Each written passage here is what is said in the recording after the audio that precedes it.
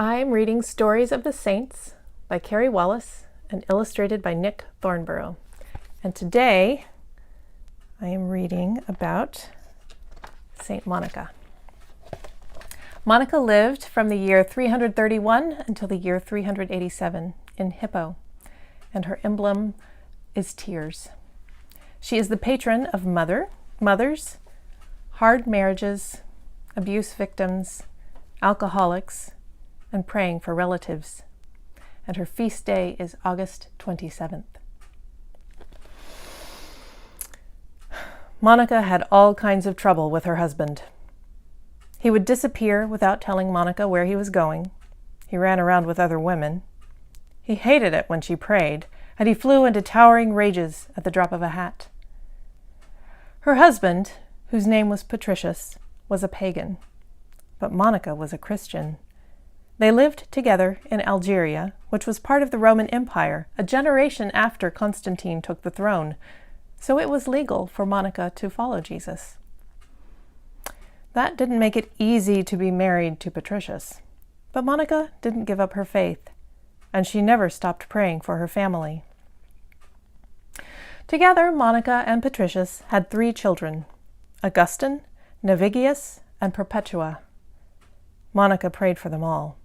And as they grew up, Navigius and Perpetua both became Christians. Even Monica's husband, Patricius, finally became a Christian the year before he died.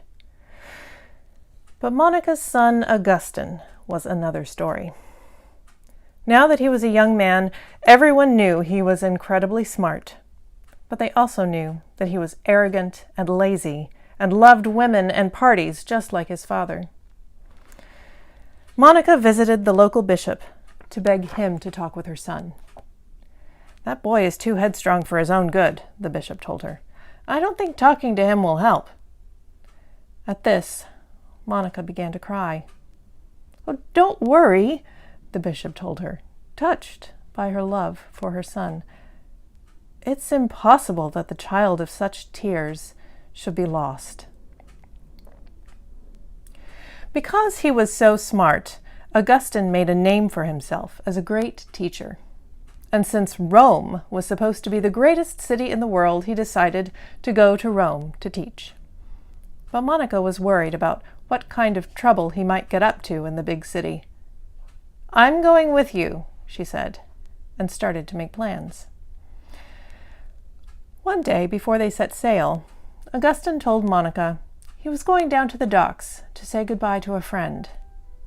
Then he got on a boat and sailed for Rome without her. Monica was broken-hearted, but she didn't let that stop her.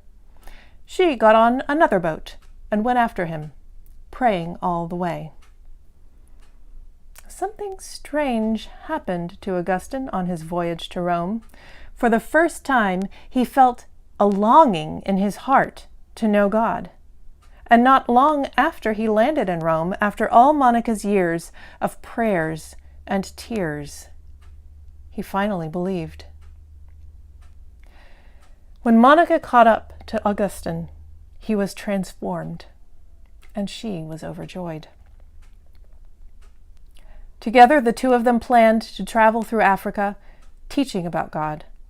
But shortly after they set out, Monica became very sick. "Nothing in this world pleases me," she told Augustine. "I don't know why I'm still here, because all my hopes have come true." A little while later, she died.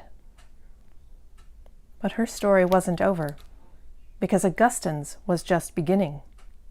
He became one of the greatest leaders the church had ever seen, and was named a saint himself. And none of that might have happened if not for Monica's love and her tears.